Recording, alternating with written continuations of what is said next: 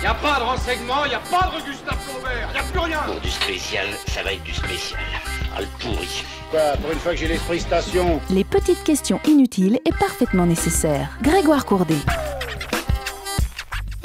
Cette semaine, demandons-nous s'il est bien utile de fermer les portes. En effet, combien de fois a-t-on entendu « ferme la porte, tire bien la porte, ferme la porte, il fait froid, etc. » La porte possède bien des avantages qu'avec le temps nous avons cessé d'apprécier. Il est vrai qu'à force de passer des portes, on ne les voit presque plus et c'est devenu une sorte de réflexe du quotidien. Or, figurez-vous que la porte n'a pas toujours été. À l'origine, les grottes restaient ouvertes aux 4 vents. On imagine l'inconfort en plus de l'humidité inhérent à ce type d'abri. Les courants d'air étaient fréquents. Courant d'air qui voulait dire rhume, rhume qui à l'époque voulait dire grippe, grippe qui voulait dire fièvre, puisqu'il n'existait pas de Fervex et d'Ocyto, et fièvre qui voulait dire bien souvent mort, hein. Bien que recouverts de poils, nos ancêtres n'en restaient pas moins des hommes ou quelque chose d'apparenté et avaient aussi leur petite faiblesse. Sans porte devant leur grotte, le froid était souvent invité à table. Et puis, oubliez l'intimité. N'importe qui pouvait rentrer et vous surprendre ou vous embêter. Pas de porte, pas de filtre, rentre qui veut. Et même à cette époque, j'ai cru comprendre que les voisins relous existaient déjà. Et puis, un jour, certainement fatigué d'avoir froid et de supporter son voisin qui s'incrustait tous les jours sans permission, Monsieur Porte a poussé un gros caillou devant sa grotte. Et là, surprise, plus de vent et le voisin restait devant. La porte était créée et elle porte désormais son nom. Un grand pas dans l'évolution de l'homme qui conduira plus tard à la propriété, à la maison individuelle, au pavillon de banlieue, à l'étalement urbain, à la bétonisation des sols, à la destruction de la nature et surtout à la création des fenêtres. Car oui, notre ami, dans son invention, n'avait pas prévu une chose.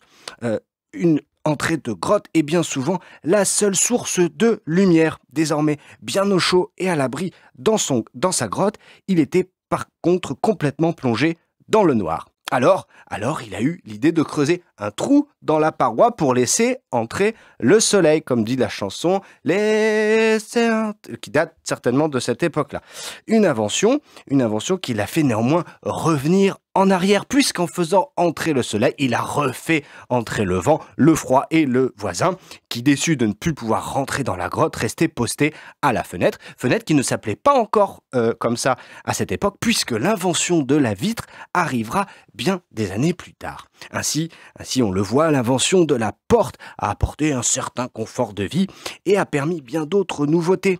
Un jour, un cousin de l'inventeur de la porte a eu l'idée de refermer la porte sur son voisin en restant dehors et de bloquer le dit voisin à l'intérieur. Ce qui au début était une blague qu'on a tous faite, je t'enferme dans la porte est fermée, voilà.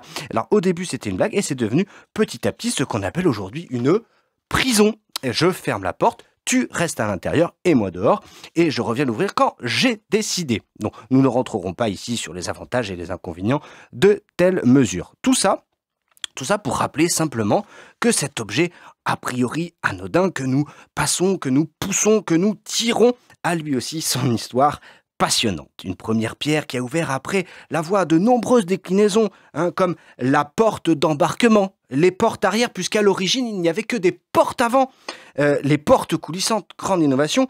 Bernard Laporte, qui bien évidemment ne pourrait pas s'appeler comme ça s'il n'y avait pas eu l'invention de Monsieur Porte. Une innovation qui a su également évoluer au cours des années grâce à la poignée, par exemple, ou à la clé qui nous réserve également bien des surprises quand on se penche sur son histoire, mais nous verrons cela une prochaine fois. Donc, à la question qui nous concerne, est-il utile de bien fermer la porte? Je dirais oui, en espérant vous avoir été parfaitement inutile et forcément nécessaire. Bonne semaine.